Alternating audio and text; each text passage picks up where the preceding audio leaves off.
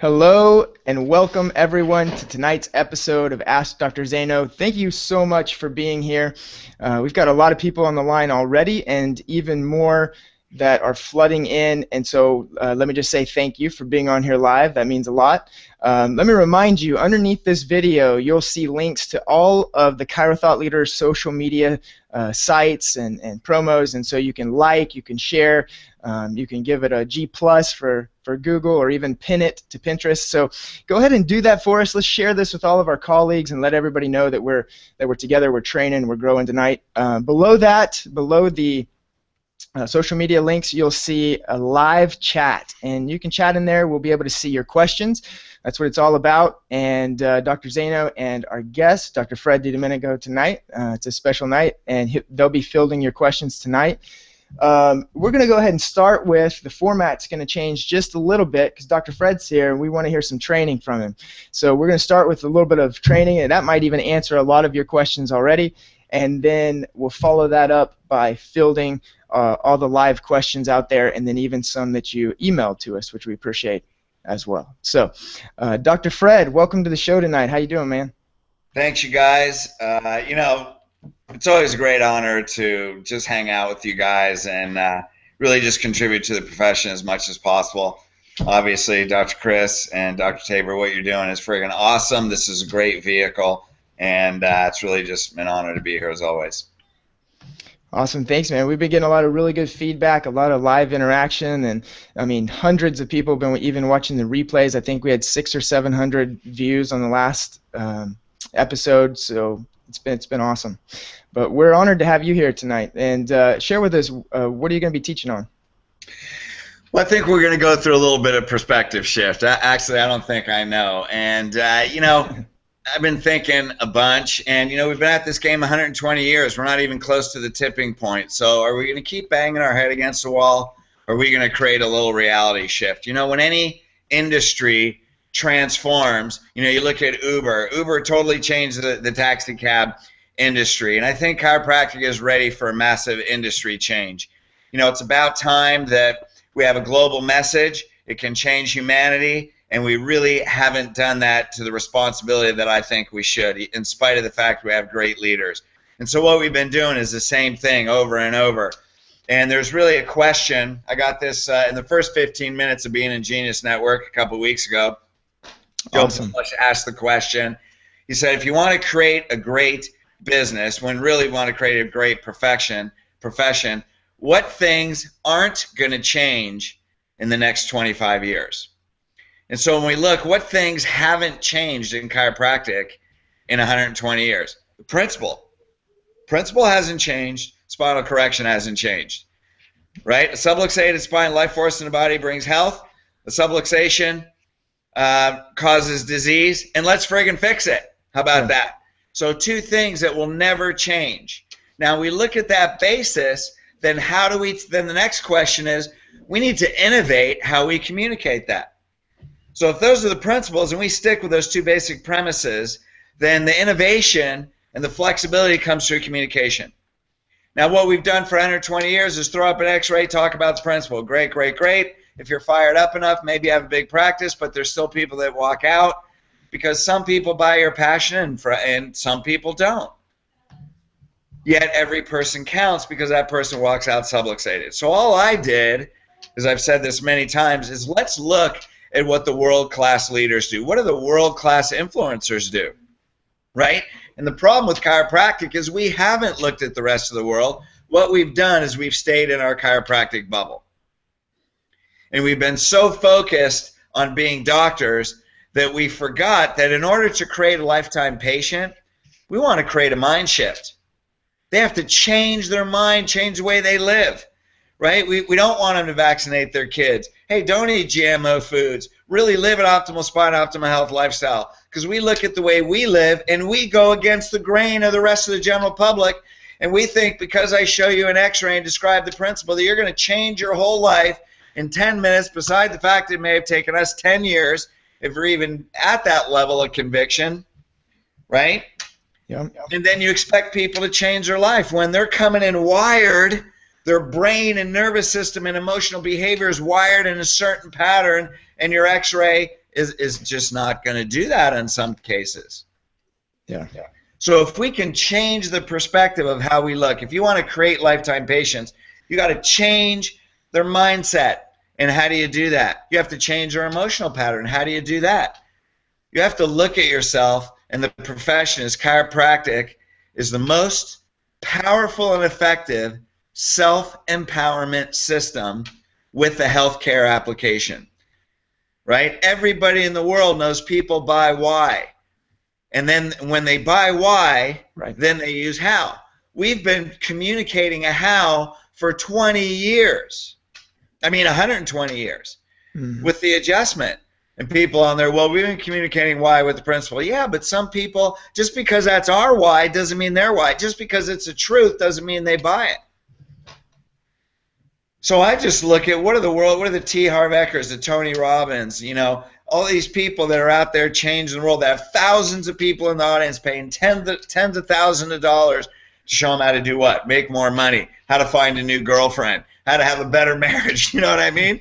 Yeah. It's like you pay $10,000 to find a great girlfriend. Seriously, you're subluxated. Right. Well, I mean, it's awesome because those seminars change your life.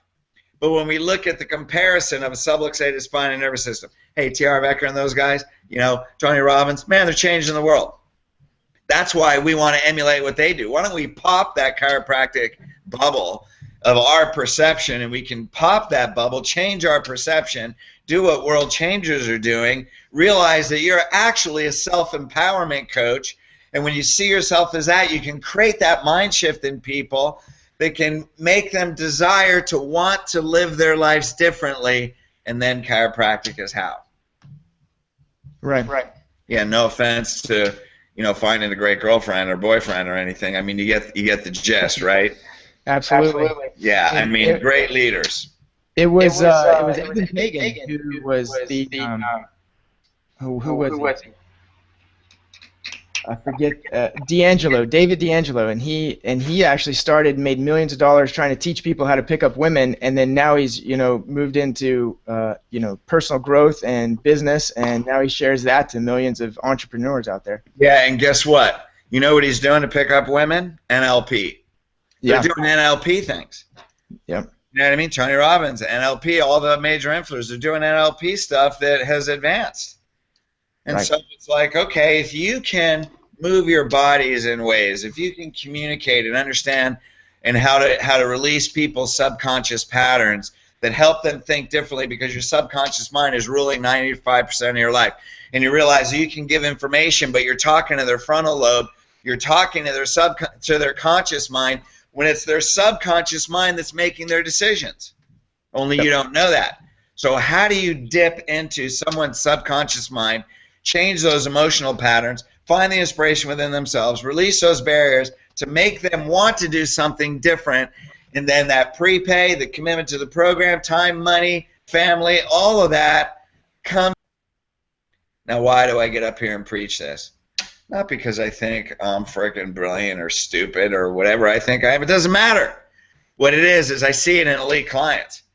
You know what I mean? I watch people come back. They go to a boot camp. They go to a seminar. They learn these techniques. And because they become more self-empowered, when you release the barriers in yourself, you become more clear. You can't help anybody clear barriers within them until you clear them within yourself. And this most powerful self-empowerment system, the people become so clear, and then you learn the techniques how to clear them in others, boom, people break records so fast. I mean, we guarantee a 30 to 50% increase. That's minimum, you know, within a few months of the boot camps. Why? Because it's what you're learning, man, and how you learn to become an inspired leader and see yourself as a self-empowerment coach. Your vision of yourself changes. Right.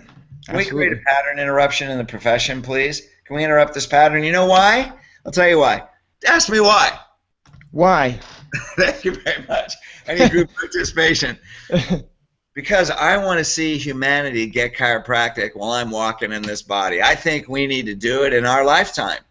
And that means we need an accelerant, right? We need that accelerant that's going to take that fire and friggin' burn it around the world, because what we've done has not done it. Right. And I want to see it in my lifetime. I want you to see it in your lifetime, and I want every doctor on here to see it in their lifetime, but we have to view ourselves differently. And in my opinion, this is my opinion, it's going to be the most powerful way to do that. Well, I agree. Now, tell us a little bit. I mean, we're at why, but it's my understanding that there are 7 steps in this process. Right. Okay, so I'm going to go through the 7 steps, and then we'll answer questions, because the 7 steps are probably going to blow your mind, and you'll understand it. And I'll try and simplify it way down. And so, really, step 1, you have to understand their world. Step 1, what's that mean? You have to understand their emotional pattern. Okay, you're like, great, I get it. How do you do that? Well, it's the easiest, hardest thing. You have to be so calm and peaceful in yourself and so confident with what you know that you don't have to spit out all this information. You don't have to show them what you know.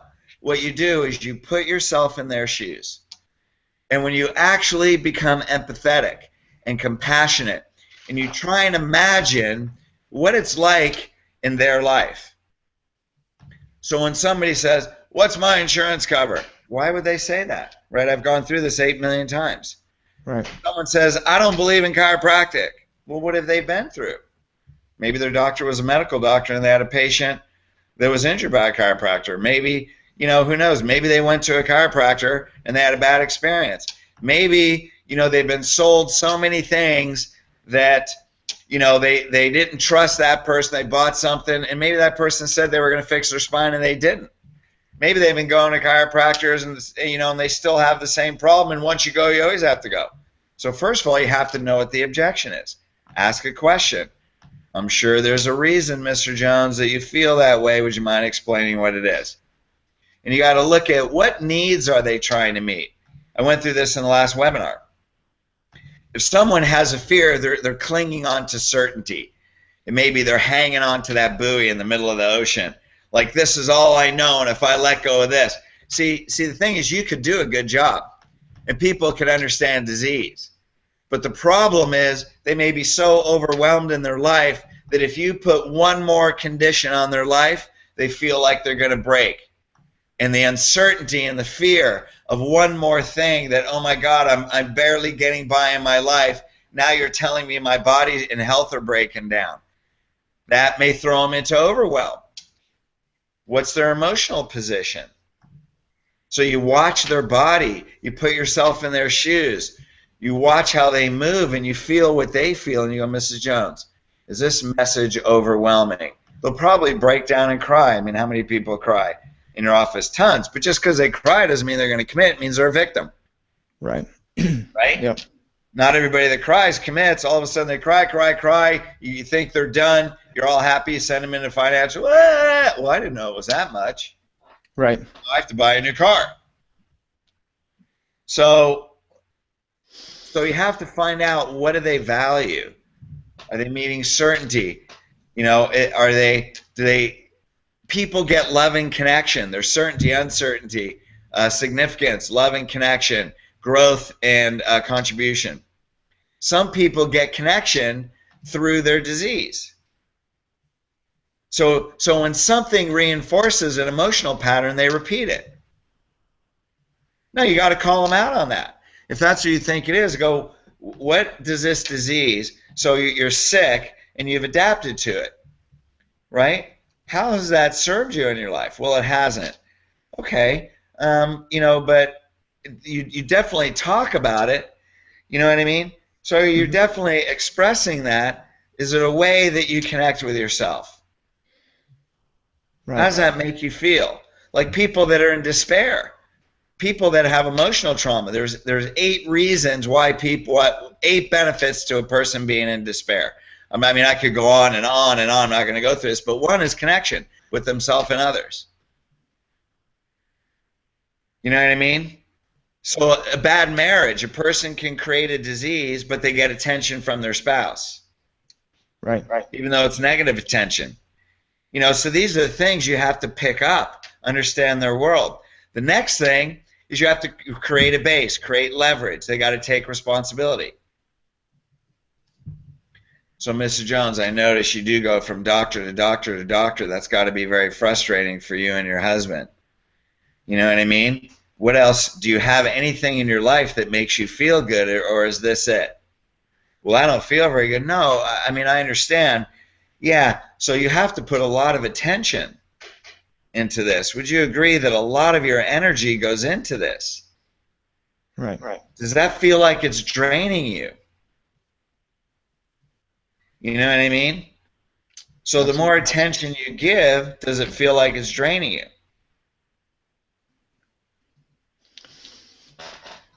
That's where they've got to own the product, own the problem. Yeah, so they have to take responsibility. Responsibility is like when you look at a track star in a 100-meter sprint or whatever, 100-yard sprint, they have blocks. So they have resistance they have to push against until they take responsibility. So you ask a question, you know, because we teach people how to ask questions. Mr. Jones, when you look at that x-ray, what's that mean to you? Well, I don't know, Doc. You're the doctor. You tell me. That's a no responsibility response. Yep. See, they don't want to take responsibility because if they do, then they have to take an action. But they don't want to take an action. That's right. So what would I say? I'd say, well, I know what it is, and I just explained it to you. So what did we just talk about? Why don't you tell me? And they say, well, you're the doc. I don't know. Well, this is your disease. Is it important for you to know? Boom, right there. They can't say no to that. Man, I've had the exact, I mean, like you're speaking quotation marks around what you just said. I've had that happen. Yeah, they won't take responsibility. Yeah. You have no leverage, you have no power, they will never take an empowered action, and they're going to walk out. So that person at doc, well, I don't know, you tell me, do those people tend to commit to care? No. Yeah, because they have no responsibility. They can't take an empowered action. So right there you have to say, Miss Jones, this isn't my disease, this is yours.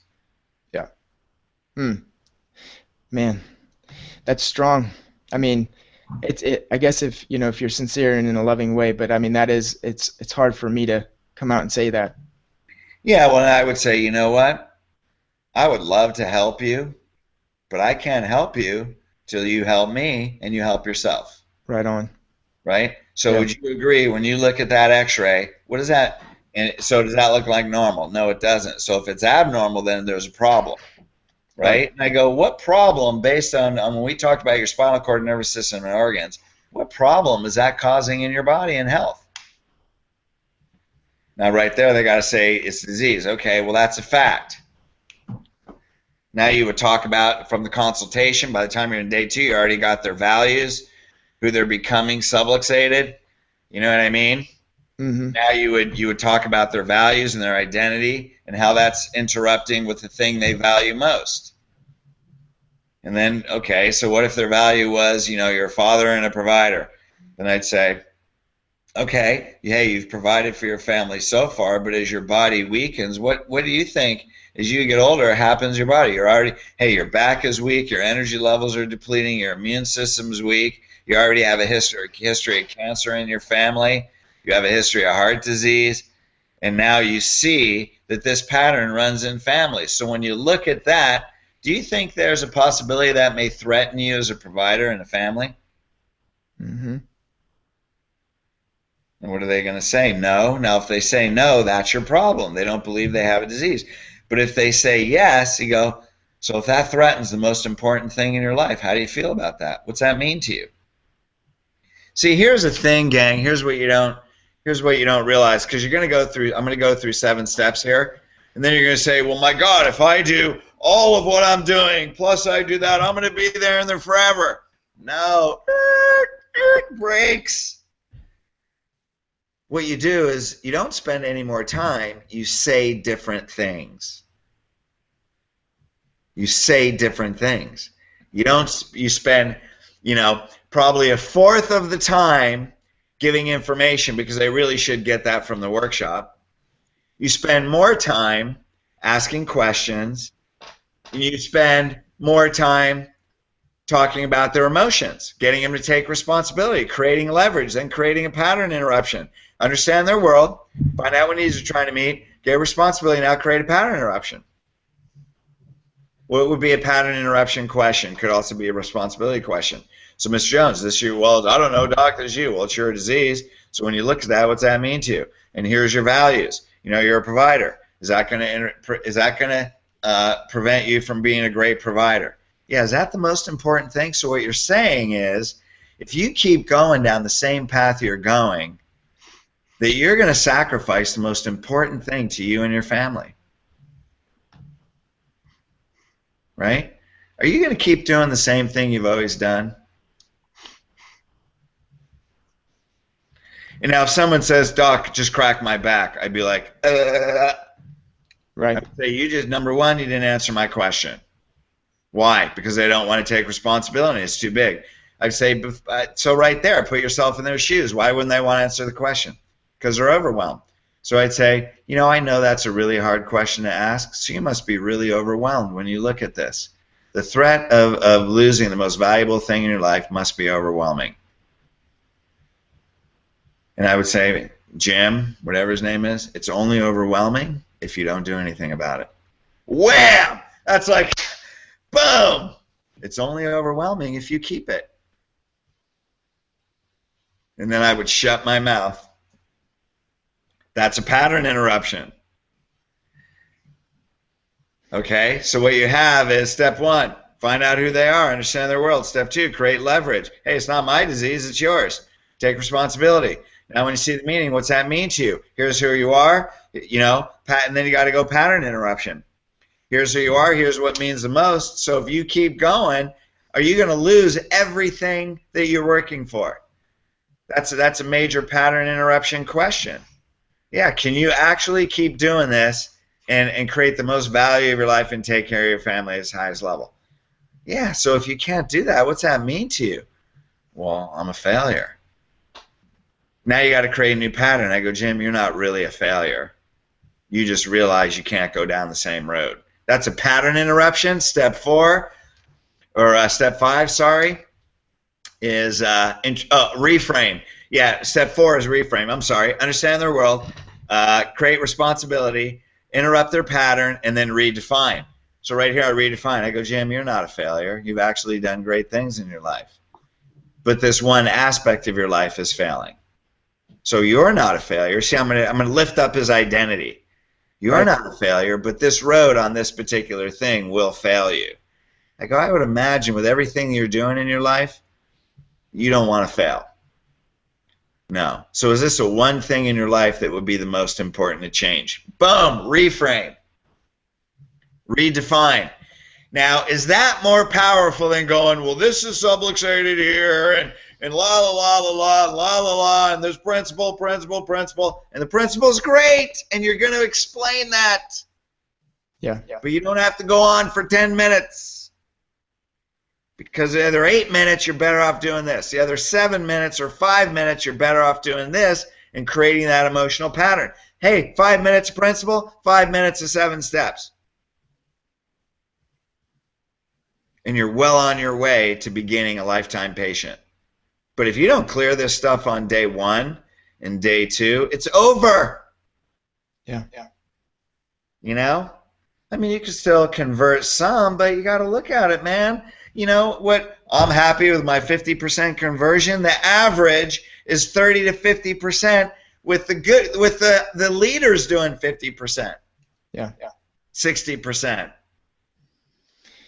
And very few are doing 70%.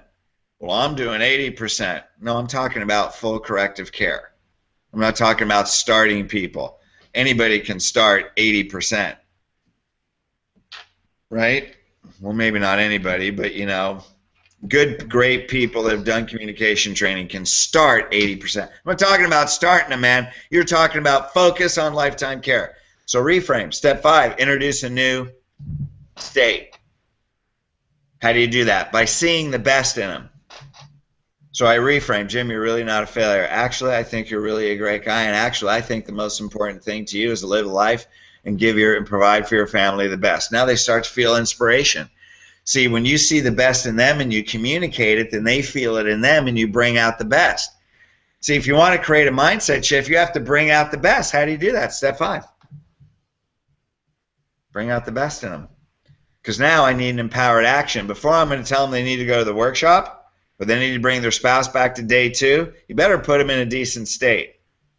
Because without a decent state, they're not going to take empowered action. So if you're on day one, Miss Jones, well, I don't know if my husband can make it. I understand. He works. Great. We'll give him a note. Well, I don't know. Well, he owns a company. Then it shouldn't be a problem. Well, I don't know. Okay.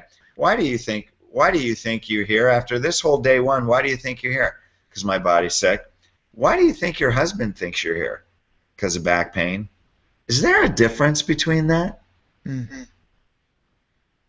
Do you think if he knew that the foundation of life and health in your body was weak and you were sick, do you think he'd want to know that? If your husband had a disease that was going to affect your marriage and your health and your income and all these things, would you want to know about it? Would you want to make sure you were involved in that? Anything that affected the safety of your family? Oh, woman, safety in the family, please. Talk about a core value. And she's like, heck yeah. And I go, then how important is it for you to get him here tomorrow? She'd walk out and call him on the phone right there. Yeah, and that's been a big question that we've been getting by emails, even on here, is everybody's trying to get the spouse. What if they don't want to come? We're just... What if they don't want to come, man? You know why? Because they never change their perspective off of back pain. Yeah. Sorry to interrupt. No, you're right on. Yeah, you know what? Because you didn't deal with their emotion. You didn't take them through these steps. You didn't shift their perspective to see it from a bigger picture that inspired them to want to go home. See, why don't they want to bring them? Because number one, maybe they don't have the value, and number two, they don't want to get in the argument when they go home. They're like, you know what they're thinking? Put yourself in their shoes. You're married. They're thinking, I got to go home and ask him to do something that he doesn't want to do and he doesn't understand. I got enough crap to argue with him about. I don't want to argue about this. Doc just cracked my back. It's true. Because you didn't create the perspective shift. Are they leaving with they have a disease? There's problem number one. Second problem, you didn't take them through the steps. Now the reality is, if you do learn this, not only do you get spouse to the ROF, but the probability is, how many times spouse come to the ROF, they become a patient? You know, how many times if spouse comes to ROF, they certainly can go to the workshop. Yeah. And if your workshop's the second visit, you better have a strong day one and a pretty good frame. So you would ask those reframe questions. And then you'd put them into a new state. So Ms. Jones, basically after day one, what's your priority on getting healthy? Do you believe you have a disease that's going to break your body down and affect your health for the rest of your life? Yes, I do. How's that feel? It really friggin' sucks. Okay. So if he can empower you, would you like your husband's support to empower you to get healthy, to change your marriage, to change everything, and to bring your whole life to a new level? Now that's an inspired state. Would he donate, if he could have 1 hour and do this for you for 1 hour that could affect your marriage, relationship, financial security, and keep you out of state disease and bring you into the state of health, and he had to come for 1 hour, would that be worth it for you? And she'd be like, heck yeah. I go, how are you going to get him here? It's not my problem. It's your problem. I'm going to go home and tell his ass he needs to get here. Great. Let's go. Yeah. I mean, take someone through that. That's about the answer you're going to get. That's right. Now, what do you guys do? Well, that takes a long time. Well, the difference is you're sitting there going, explaining facts. Well, this is what we cover and this is what we do, and you have to go to the workshop or I'm not going to take you, and all this information. Yeah. Because it's information, 20% influence. Yeah, and I've been to your boot camps, and I thought it was going to take me forever to implement this stuff because it felt like it took me forever to learn it, but it really doesn't. Once you understand it, it's so smooth, and I'm not saying I do it perfect, but it does flow. Well, and the thing is about the boot camps is the immersion experience, and you literally get it wired into your body because you're there doing it. You know, the difference is, hey, you can watch a video of driving a tractor, or you get on the freaking tractor. There's definitely, it's like I can watch a video of a stock car, or I can get in the stock car and go around at 200 miles an hour around the track in traffic. That is a significantly different experience, right?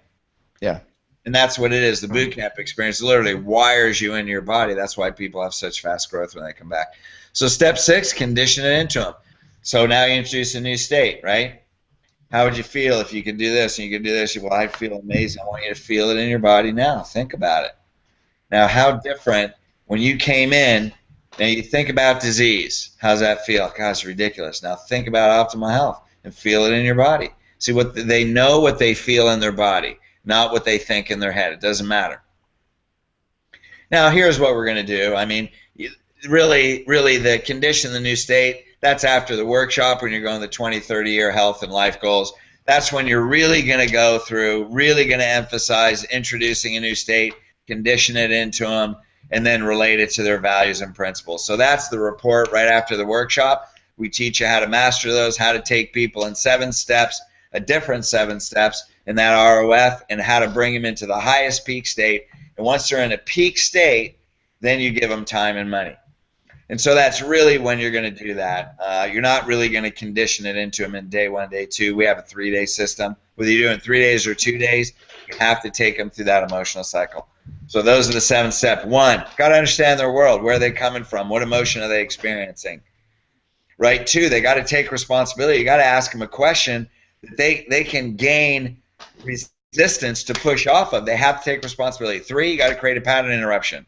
A question or a statement that completely changes the way they think. That literally stops them in their tracks. You know, like a train, they're going down the tracks.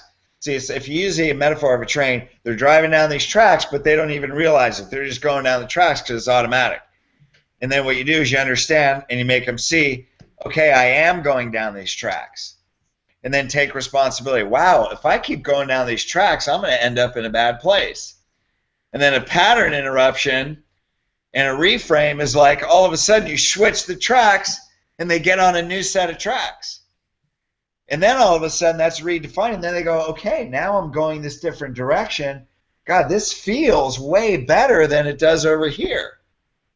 And this is actually where I want my life to go. That's all. That's their 7 steps. Now, how do you do that? The thing is, it's different for each person. But when you understand the emotional pattern, you just apply it to a person, and it begins to flow naturally. But you have to know how to do that. Awesome. What, just for my lack of note skills, what was number 7? Related to their values, purpose, okay, spirituality, identity. You know, it's who are they becoming? You know, a famous, infamous quote. You know, I take a lot of things from Tony Robbins. One of the things, business mastery, was people don't buy products or services, they buy identity. That's a direct quote out of the boot camp 1. So what's that mean? How's that apply? Who are they becoming subluxated? That has to cause pain and suffering. They have to say, I don't want to do that anymore. Then who are they becoming unsubluxated? That's after the workshop.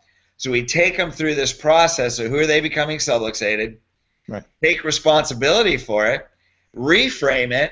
Who can they become unsubluxated? Bring them into that high state where they want that so bad, they'll do anything to go through that process. Got it. Now, when they get in that state, boom, time and money, prepays a lay-down deal. You don't get, I don't have time. I mean, for what? Right. You have time for a program, but you're going to make time for disease. Is that what you're saying? How's that for a reframe? Right.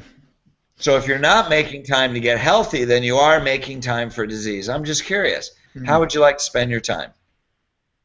How's that for a pattern interruption question? That's good.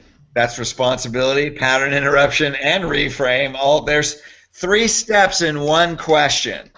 We need to get the book of one-liners from Dr. Fred DiDomenico. That's what we need. Well, see, here's the thing, man. Now people are on there, well, I can't do this. Yeah, you can. Right. All you have to do is understand chiropractic. Yeah. You probably may need to go to the boot camps. And when you walk them through this system, those one-liners will start coming up because you know why and how to reframe and how to do those types of things. Oh, my God. Well, I can't do that. That's going to take too long. 1 sentence. Right. How long did that take? Yeah. So let's see. If you're not going to make time to get healthy, then that must mean you're making time for getting sick and diseased. Yeah. How would you really like to spend your time, Mrs. Jones? That's like, boom! How long did that take? Is that better than pointing at an x-ray? Yeah. Talking about 35 degrees? Right. Awesome, man. We're getting a little bit over the 30-minute mark there. So what, by the way, Dr. Zaino was on the line when we first started. He's still here. Hey, Dr. Zaino, how's it going, my friend? Good. No, I've been here. I've just been taking notes. Awesome. Sorry, me too. Talked way too long. No, it was just like that. So you don't need my picture when he's Awesome. Well, we'll go ahead and go to the live chat. We've got a lot of viewers here on live. Really, Dr. Fred, I think you answered some of these questions already, but Juan asks a specific question here. He says, I would like to know the formula for coming up with the best fees. Practicing in Quito, Ecuador is obviously going to be much different than the U.S. I'd also like to know how you present your lifetime VIP care after an initial corrective care plan. Okay, so let's do two parts. Let's have Dr. Fred talk about the fees, and I'll talk about the lifetime. Okay. First of all, it's about creating value. I mean, you definitely, should you look at the demographic? Yeah. You don't have to adapt your fees to the demographic. What you have to do is create value. However, are there certain, I mean, I don't live in Ecuador, so I don't know, what the exchange is or the demographic. I have no idea about that. But you don't necessarily have to adapt completely to the demographic. You have to create massive value because people find a way. Yeah. There's people there that are finding a way to do things for their children. Right. So it's really about creating value. Yeah. With a little bit of the demographic in mind. Right on. Now, I think that's a great answer, and I think it reminds me of, I think it's Michael Gerber that says, if you can't be the least, if you can't be the cheapest, then be the most expensive, because there's no strategic value in being second cheapest. Yeah, and a one-liner came out of Genius Network, Joe Polish, said if people aren't complaining about your fees, you're not charging enough.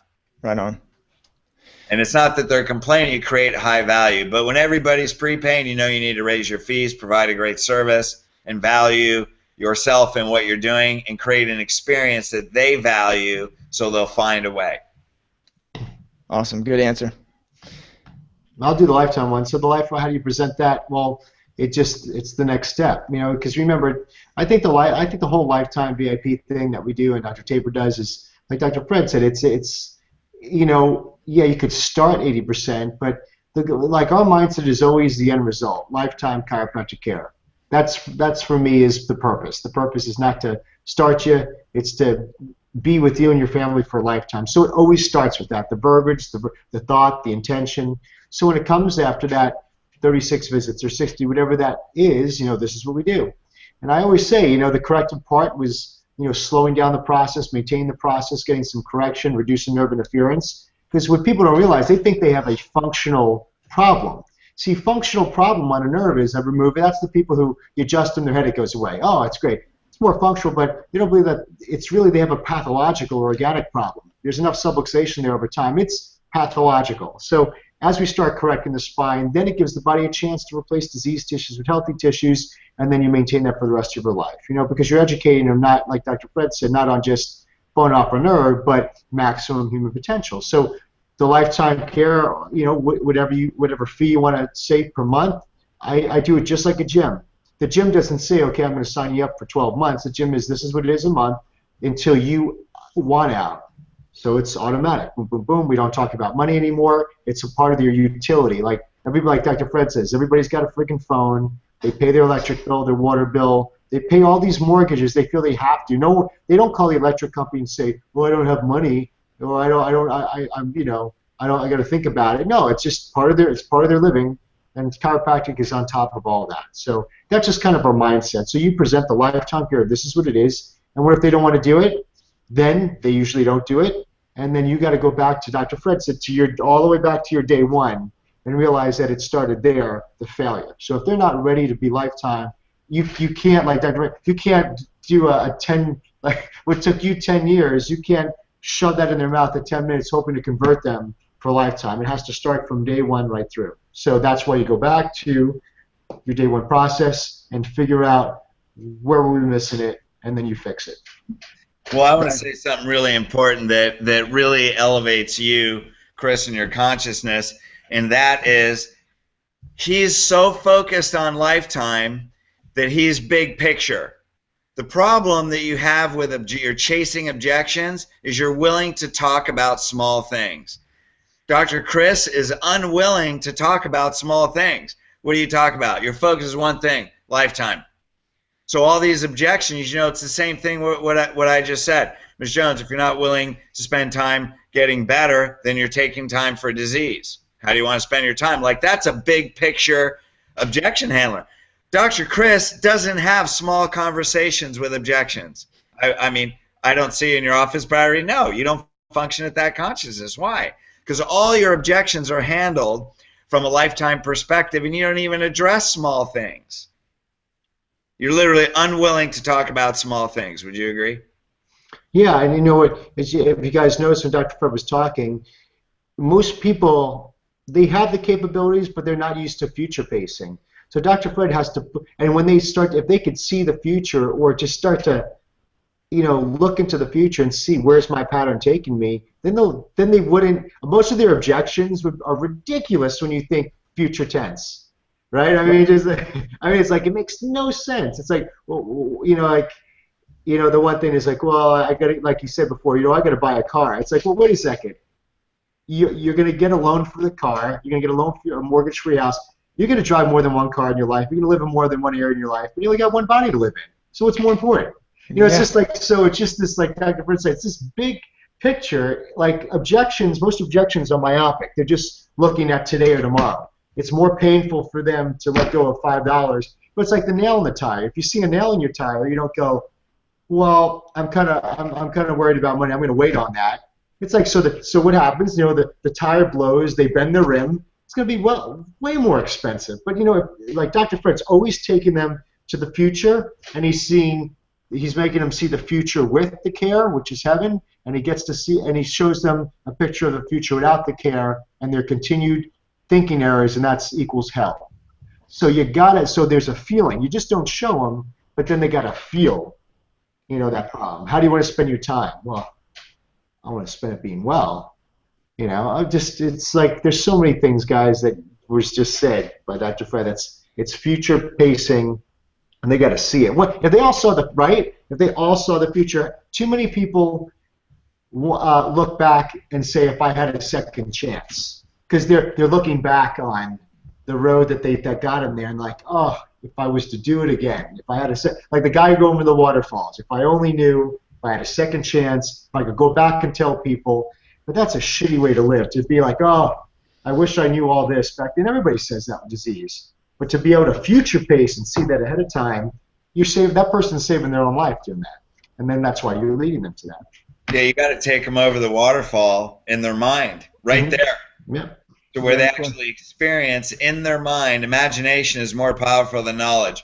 They have to imagine going over the waterfall and feeling the pain of drowning on the other side. And then they got to say, there's no way in heck I'm going there. Doc, what do I have to do? Show me. Well, the first thing I do with Chris, bring your family. Because you don't want your family going over the waterfall. So all of you in the raft right now, you do that better than anybody else. Because, see, that's big picture. So when somebody gives you some small objection, Dr. Chris just brushes it away like it doesn't even exist because his consciousness is above that. So, I mean, we could talk about that for a long time, so we'll move on to the next one. Next question. Awesome. Okay, so... by the way, like Dr. Fred's going to be at the seminar, the CTL seminar, so, if you think this is good.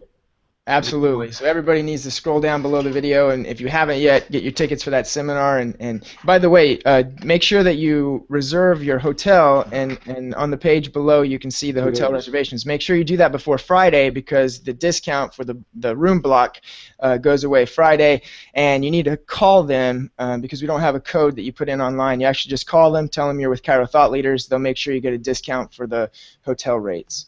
Hey, I want to say one thing about that seminar because here's the difference. Someone asked me today, what's the difference between the people you coach that are really, really successful and the people that struggle? Here's what it is. It's one thing. People that struggle have a bunch of shoulds. People that are highly successful have musts. You got to go to the seminar. It's not a should, it's a must because what the consciousness of the people that are on that stage, one sentence from each person will change your practice. So if you're thinking about it, that's your first mistake. Right on, man. Don't be a should, make it a must. Absolutely. Say about that. I love it. All right, so I'm going to ask one question. It was actually on this platform before we started, and then we have two more that are actually related to, I believe they're related to Dr. Fred's talk today. So the first one's from Chad. Dr. Zaino, what brand of vibe plate do you use in your office? I also noticed that you have portable Pedibon wobble chairs at and some other blue discs. What are the blue discs? Thanks. The blue disc are the little wobble balls we have. You could call Shannon at 281-292-6300. She could help you out with that. The vibe plates, that's from one of my patients. He made them. They got a lifetime guarantee. Those things been humming for 7 years and have not broke, nothing. So you get it. It's a lifetime warranty on everything. Again, you call Shannon again. Shaver, put the number, and she'll help you out with that. So awesome. I'll put the number below there, and then you should also be able to log into chirothoughtleaders.com, and when you log into your membership, you'll look under the products tab, and you'll have that phone number from Shannon right there as well. Cool. Awesome. So, okay, question here. Recently, I had my X-ray scanner go down, and it's supposed to be another week to get fixed. How much of an influence are the X-ray pictures as opposed to the posture pictures with the Posture Mobile? Do you recommend using both or one or the other? I'll let Dr. Fred do that one. That's more of a... You mean like posture screen? Yeah, I think he means posture screen. Yep. Yeah, I mean, I would use both. You definitely need to look inside, man, because you could have somebody without a forward head posture, but they got a cervical kyphosis. Right. So the posture screen is phenomenal, but it doesn't give you the whole picture. It doesn't show ligament injuries and things that are so significant. You got intersegmental translations and things that literally will determine could practically determine a lifespan of a person. So what would you do if your X-ray machine went down for a week? Would you refer out to an imaging center, or would you do pictures until you got your X-rays fixed? I'd find somebody to fix it as fast as possible. Gotcha. Option C. I like that. Get a freaking fix. Call somebody else. Find an answer. And let me tell you, there are guys out there. There's X-ray companies. I know we got rid of our first guy because we found a company. He was like, "Oh, it'll be a week." And they said, "Dr. Zaino, it'll be a week." I'm like, "Find somebody." And this guy drove over an hour that night and did what had to be done. So, and because he did that, I paid him extra, and he became our. He earned it. So you could have it done. Just one of those things. Just find a way where there's no way, and then do it. Gotcha. Yeah, and here's you do need that. Dr. Fred's so right, because I remember Dr. Fred you can't just say here, just lay over this Denerol, and it's right on ligaments to and shear the spine. So you got it and I think that's one thing Dr. Fred talked about it. A pattern interrupt. We're gonna be it can't be chiropractic to someone could be going in and getting. No exams, no x-rays, flying 7, or it could be spinal corrective model, and it's all under the same term chiropractic, but it isn't all the same. And so we want to make sure the world gets the best they can, And so I think I wouldn't adjust someone out of picture ever. I agree, 100%. We have to be the best. Let's go. Next question. If a doctor is to get proficient with the consultation, what is the average amount of time you should spend with a patient and still be effective with the consultation? I guess this would be day 1. About how much time should be spent with the patient during day 1 and then also during the ROF? Well, if you're doing a day 2 ROF, we say 15 minutes max. I mean, you can certainly make it less than that. I mean, a consultation, when you're going through the organ problems, it's like martial arts. You got to do big circles and then small circles. I mean, when I practiced, we would allow 15 to 20 minutes from the minute I shook their hand till we were taking X-rays and out the door. So there are ways to do it very quickly. But you got to get the systems down. So big circles to small circles. People that have 32 health problems, the consultation is going to take a little longer. But you have to know how to control the conversation. We spend 4 hours on this at a boot camp. When you're throwing out 3 or 4 organ problems, man, you can't throw them out one at a time. You can't ask OPQRST on every friggin' organ problem. I mean, you got to narrow your time down and get what's important. If you want them to focus on organs, for instance, we have a patient application form. The OPQRST on their back pain is on the patient application. We don't go through OPQRST because now you're focusing on it. So you got to look at a lifetime patient has very specific focus. And the better you get and the more you learn to read people, it's not only the organ problem, but what's the emotion that's associated with the organ problem. So you learn as you're throwing out those organ problems, you're watching them move, you're putting yourself in their shoes. I mean, just a roll of the eyes can tell you what an emotion is.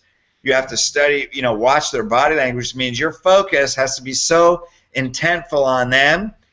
If you're in your own mind, you're going to miss all those emotions. Now the consultation is going to take twice as long. Right. I could do it. Practice. I'll sum it up. It's practice. You go to the boot camp. That's the thing. I don't want you to be like, the boot camp's full immersion, but then it takes daily practice for the rest of your life after that. And then you just get better. The mastery practice is what leads you to that. So it's going to be practice. But like Dr. Fred, it might be long in the beginning, but you practice it. You don't get frustrated. You don't go from level to Anthony Robbins in a week or a month. It took him 35 years of doing it. So you practice every single day. So you develop the discipline of practice. That's a very good discipline. It's like, so if you practice it 5 times in 1 week, you're going to be better than you were the week before. So, appreciate and enjoy the progress and the process of it. So I think that do not get intimidated like, oh, look how good he is, and I'm over here, and I can't. You know what? Start right now.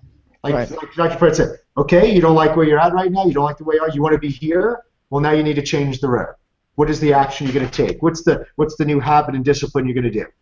Because something has to change for you to get to that point. So that's why there's action. There's no thinking about what's the action. What do I have to do? Action, go to a boot camp. What do? I get that starts the process. Then my habit is I take my thinking errors that I was doing that got me a result, I switch them for newly high successful habits of practicing where I learned the boot camp. And then you just keep that process, and that never ends. I was talking to Dr. Fred, I was talking to Roberto today. Roberto's studying different stuff. Like, he's not done learning. Like, it's like we're always constantly learning and refining, and it's like it starts. That's what we do. We're professionals. Professionals practice all the time. And then when Fred did, so I'll tell you, Dr. Fred's way better than he was 2 years ago. And then 3 years from now, he's going to be even. So the thing is, don't think that, I went to the boot camp last year. Totally different. And then 2 years from now, totally better. And so that's why there's always progression. That's what happens. That's human need, right? Growth. Exactly. Well, and I'll sum up what you said. Here's people's biggest problems. If you don't have the discipline to practice, then how do you expect your patients to have the discipline to make their appointments become lifetime patients? If you don't make that commitment for constant and ever improvement in your life and daily rituals, then how can your patients do it? It's actually fun. It's wonderful. It's because the day, when you do it every day, it's like you're improving every day. It's a very good thing to get into. It's a very rewarding. You never feel like a day went by. So it's like you got something accomplished. Whether you read the book, whether you practice, it's like you're taking steps towards the life you want to have 10 years from now. Like what did I do today that's going to ensure my goal 10 years from now? Well, if it was me just napping, that's not going to do it. So time's ticking. So what am I doing to ensure that? We're on this call right now. What are we doing right now? We're growing. And Absolutely. Hopefully you guys are growing. So it's addicting. It's a beautiful thing. It really is.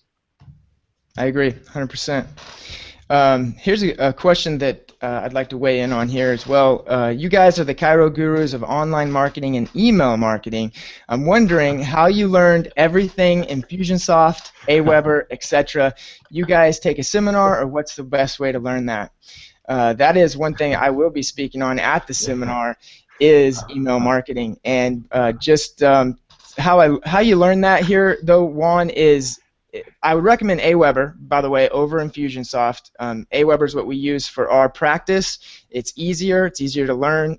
We use Infusionsoft for Cairo Thought Leaders. It's a little bit more intricate and complicated, and you can do a little bit more with it. But start with the support videos that they create, because you can go into Aweber, and under support, they actually create it's almost like its own program. Like if you were going to buy an online training program, they have their own in support, and you can watch every single one of those videos and know how to do 99% of things in that software.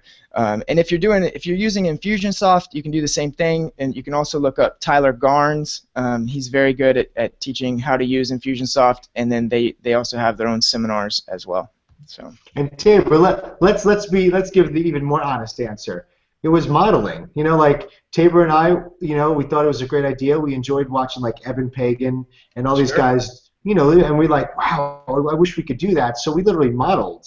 Absolutely. You know, Tabor modeled him. Tabor saved all his emails and modeled it and said, well, he showed 3 videos. We'll show 3 videos. So, and Tabor had a passion for this as well, and he did some really good stuff. So in the beginning, he modeled it. I remember that Tabor and I, we did like a thing for Evan Pagan, who was like, you know, making million tens, you know, and we actually were an affiliate and we won. Like, remember that? Yep. Like, how cool is that? Like, out of the blue, like we come along and we beat guys that were in the business for years, killing it. And then here, like Tabor comes up and he smashes, he breaks the record, wins the number 1 spot, and it really was like we didn't know, we just modeled. So we modeled the behavior. Then as we modeled it, you know, then Tabor got more deep into the specifics. So when he does talk through his experience and trials and errors and mistakes and stuff like that, like we really, it's fun. I was laughing because he's the term guru, and we're not gurus. But I'll tell you right now, we modeled behavior, modeled successful behavior, and literally jumped into it. We didn't wait till we were ready. We just did it, had fun with it. We had a course correct, and Tabor really, I can tell you, Tabor, to give all credit to Tabor, like he's grown as a human individual so much in the last year, not only business professionally, but he'd grown professionally, and he went through a lot of personal things that he grew in as well. So, I mean, you really did. Your confidence, you know, I saw a hangout we did a couple years ago, and you can even tell in Tabor's voice, his confidence is through the roof because he's definitely he's starting to figure out it's not luck anymore. He's really certain. So I think I told you that before, but you can definitely see Tabor has grown tremendously as a human individual. But you know, he jumped into it. You know, well, he didn't wait. He dove in and he learned how to swim. You know, and then and you're called a guru. So that's a good compliment. That's a good feeling. Thank you for the kind words. I do appreciate Absolutely. it. And he's right. You can model. You know, look up some chiropractic offices that are doing email marketing already and get on their email list, and then start modeling them as well. All right, we got one for Dr. Fred here. Dr. Fred, when you're asking the patient about their goals, you said before that you need to find out what they don't want. So should both of these be asked on a sheet of paper, or how would you go about asking that? Well, in our workshop, we actually have a slide at a very strategic point in the new patient workshop, and we describe and we stop and we have them write their 20 to 30-year health and life goals. And right then you qualify them. In other words, you don't want to be sitting in that ROF afterwards with unqualified goals. So you give them examples, like your goal isn't to run a marathon. You know, that's very short term. Your goal may be to run continual marathons for the next 20 years. Your goal isn't to lose 20 pounds. Your goal is to lose 20 pounds to stay healthy, young, and fit. So you give them examples of what those goals are, and then you lead them more what their vision is. Then you may have people stand up and read them because other people inspire it. Especially what's really inspirational is the kids, because a lot of times kids have such, they don't have a lot of inhibitions. They write down amazing goals and it inspires the adults.